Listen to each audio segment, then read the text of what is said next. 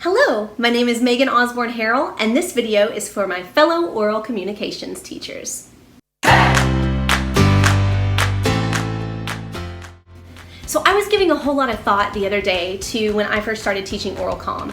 And although I knew I loved theater, I kind of got thrown into the speech classes because in Arkansas, speech and oral comm go together. I thought to myself, all right, what do I want to do to keep this from being super dry? I started thinking, what do kids love more than anything else besides attention? And that's working together in groups, getting to socialize.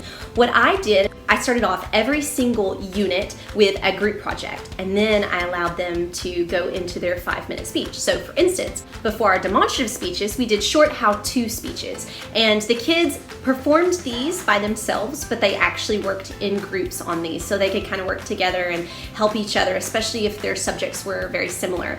They did things like making little body butters out of magnesium oil and coconut butter, and they kind of already had their stuff measured out and basically just showed us how to put it together in 1 minute. They did these live, I graded them live, and then the students responded. So they really enjoyed doing that because it was kind of a little bit of a taste on how to get up in front of people and perform how to do something. So then we did our 5-minute demonstrative speech. It became super easy. Also, if you're interested in my demonstrative speech that I did for my classes, it's called 5-minute demonstrative speech, and it's from like 5 years ago. It's a good example of what I was expecting from my students, but I actually did it a little bit long so that we could go back through and talk about all the things that I should have done differently, which I feel like is really important for them to feel like if they can tell me how I could have fixed something, then they feel more comfortable when I'm giving them constructive feedback.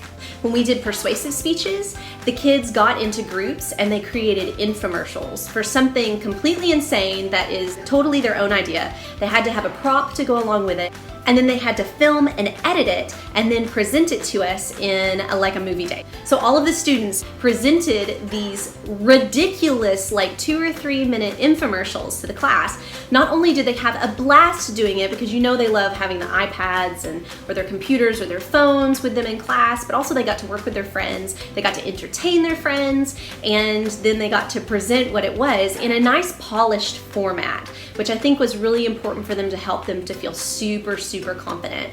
Then for our informative speeches, this was my favorite thing, but we got into groups of 5 or 6 and they did newscasts. Oh my goodness, they were the funniest, most fun things in the whole world. I gave them kind of the parameters, like you had to have a lead anchor, you had to have a sports person, a weather person, special interests person. Some of their stuff had to be real. So they had to have like 3 real things that were going on in the world, and then anything else that they did could be completely made up and fabricated. It was so funny and the kids loved it. They had a great time doing it. And again, it's another awesome way to get them used to speaking in front of each other and getting really comfortable with the other members of the classroom.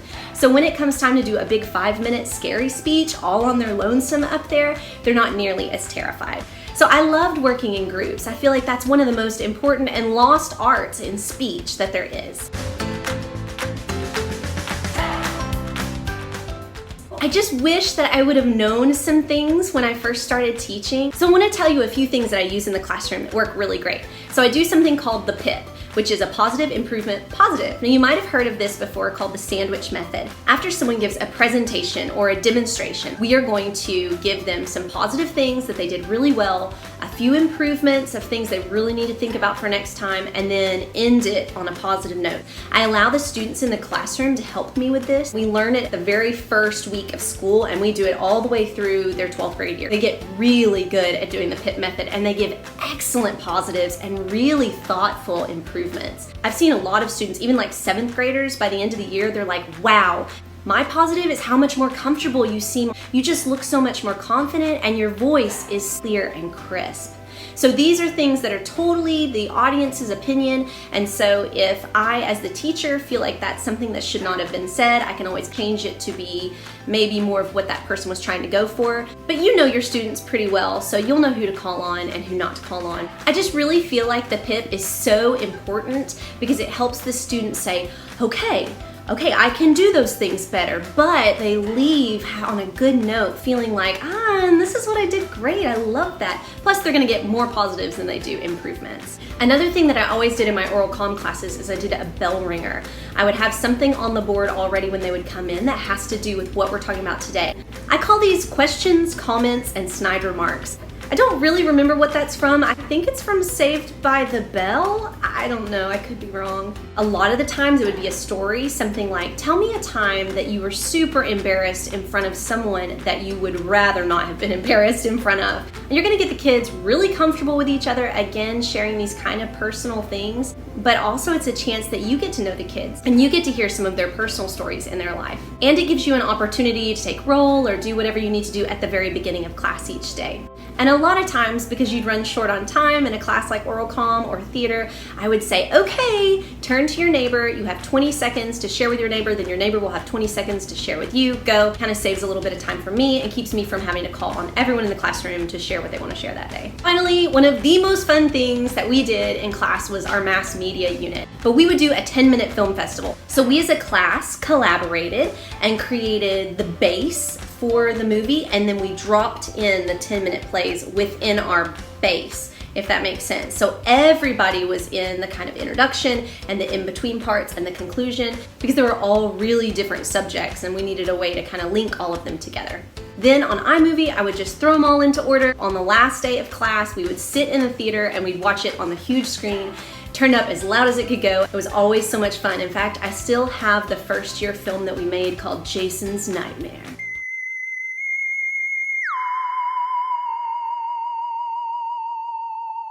It was a good one. Also, as an oral communications teacher, I was also a theater teacher, if you don't know. So I always incorporated a whole lot of theater, acting, self-confidence, having great posture, using your voice and diction. I incorporated a lot of that into my classroom and lesson plans. So a lot of you out there probably do teach theater too. So don't be afraid to do interdisciplinary lesson plans. It's so much more fun because probably you got into this because you love theater more than you love oral comm. I mean, that's why I did. And now I love oral communication just as much as I love theater. And that's awesome because you can use all these theatrical elements, plus you're working on your voice, your diction, your communication, and your presentation all at the same time. Oh my goodness, I feel so silly, but I completely forgot to mention my #1 favorite thing that we do in oral comm, and that is Stir Fry Fridays. Basically what this is I create a pot with like about 3,000 different topic ideas in it. Things like goats, or girls going to the bathroom in groups, or doing homework, or getting grounded. And each one of those topics kind of gets mixed into a bucket, and then in the other hand, I have another bucket full of the students' names. And every Friday, I draw out 2 topics from our bucket of topics, and that person has 1 minute to talk about that subject. This is a way of introducing extemporaneous speeches into the classroom in a very easy way. Plus it's a way that they can gain bonus points every week. And you'll find that the students that are really into speaking in front of people will want to do it week after week after week. It's actually a really fun way to get super comfortable with speaking in front of a group, as well as kind of letting off a little bit of steam. It is Friday after all. So please use Stir Fry Friday in your classroom if you like the idea, and if you have any questions about it, let me know in the comments below and I would be happy to give you some more information on it. So, in conclusion, today I shared some of the things that I do in the classroom that make it so much fun for me and fun for the students. It makes the year go by super fast, and I always got so excited to go into oral communications class. It was always a lot of fun, and I think a lot of that was because we incorporated a lot of performance and theatrical elements into the oral communications standards.